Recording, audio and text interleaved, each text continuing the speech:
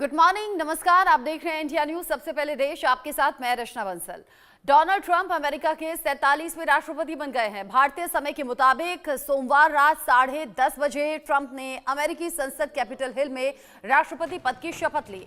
Supreme court के जज John Roberts ने उन्हें शपथ दिलाई। शपथ के दौरान ट्रंप की पत्नी मिलेनिया बाइबल लेकर खड़ी हुई थी और ट्रंप की शपथ के बाद कुछ देर तक संसद का कैपिटल रोटुंडा हॉल तालियों से गूंजता रहा। ट्रंप 2017 से 2021 तक अमेरिका के 45वें राष्ट्रपति रह चुके हैं। उनसे पहले रिपब्लिकन नेता जेडी वेंस ने अमेरिका के 50वें उपराष्ट्रपति के तौर पर शपथ ली।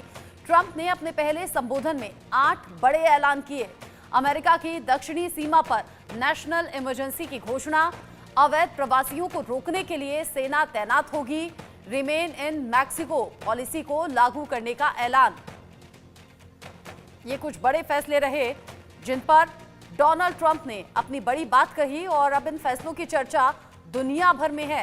ये उस वक्त की तस्वीर आप देख रहे हैं जिस वक्त डोनाल्ड ट्रंप ने शपथ ली 47वें राष्ट्रपति के तौर पर। साथ ही साथ डोनाल्ड ट्रंप ने यह भी कह दिया कि पकड़ो और छोड़ो सिस्टम पूरी तरह से खत्म होगा। विदेशी आतंकी संगठन क्रिमिनल कार्टेल्स घोषित होंगे। अमेरिका में विदेशी गिरोहों को उनके खात्मे के लिए विदेशी शत्रु अधिनियम 1978 लागू किया। साथ ही अमेरिका में थर्ड जेंडर खत्म किया गया। सिर्फ पुरुष और महिला 2 ही जेंडर होंगे। मैक्सिको की खाड़ी का नाम बदलकर अमेरिका की खाड़ी होगा और साथ ही पनामा नहर को पनामा से वापस लिया जाएगा। अब इन फैसलों की चर्चा चौतरफा हो रही है। अमेरिका के 47वें राष्ट्रपति के तौर पर डोनाल्ड ट्रंप शपथ ले चुके हैं। ये उसी दौरान की तस्वीरें हैं जब डोनाल्ड ट्रंप ने राष्ट्रपति के तौर पर शपथ ली। जेडी वेंस जो कि उपराष्ट्रपति बने, अपनी फैमिली के साथ में ही मौजूद दिखाई दिए। तोपों की सलामी के साथ में इस ऐतिहासिक पल में डोनाल्ड ट्रंप ने राष्ट्रपति के तौर पर शपथ ले ली है। साथ ही साथ ट्रंप के राष्ट्रपति की शपथ लेने के बाद जो भाषण हुआ उसमें कई बड़े ऐलानों का जिक्र था। इन बड़े ऐलानों का अब जो चर्चा है वो दुनिया भर में हो रही है। मैक्सिको बॉर्डर पर दीवार बनाने की बात ट्रंप ने कर दी। ये भी साफ कर दिया कि जो अलग अलग जगह जंग के हालात हैं वहां अमेरिकी सेना अब उस युद्ध में नहीं पहुंचेगी। मैक्सिको बॉर्डर पर सेना बढ़ाने की बात भी कह दी है डोनाल्ड ट्रंप ने।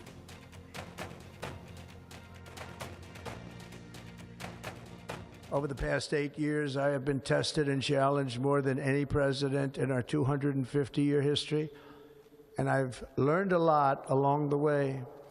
The journey to reclaim our republic has not been an easy one, that I can tell you.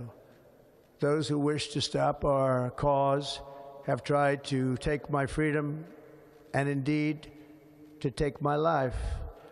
Just a few months ago in a beautiful Pennsylvania field, an assassin's bullet ripped through my ear.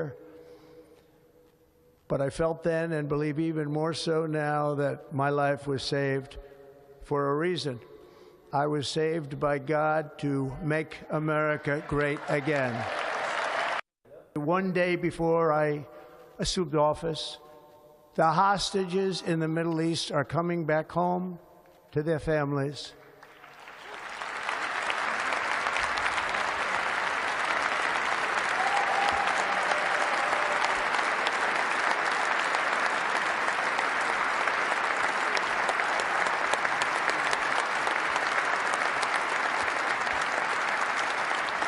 Thank you.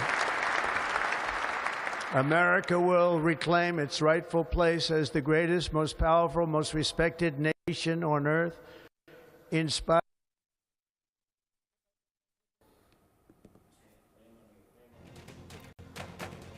Donald Trump ने 47वें राष्ट्रपति के तौर पर शपथ ले ली। साथ ही साथ जो उसके बाद का भाषण था, आपने देखा कैसे तालियों की गूंज से ये पूरा माहौल गुंजायमान हो गया और साथ ही साथ जो बड़े और कड़े फैसले लिए हैं उनकी चर्चा भी चौतरफा हो रही है। अब जिस तरीके से अमेरिका में 47वें राष्ट्रपति के तौर पर डोनाल्ड ट्रंप ने जिम्मेदारी संभाल ली है, इसकी चर्चा अलग अलग देशों में भी हो रही है। साथ ही ये जो बड़े और कड़े फैसले हैं इनकी उम्मीद पहले से लगाई जा रही थी। आदित्य कुमार, इंडिया न्यूज संवाददाता, मेरे साथ में जुड़ गए हैं इस खबर को लेकर ज्यादा अपडेट के साथ। उनसे बातचीत करेंगे।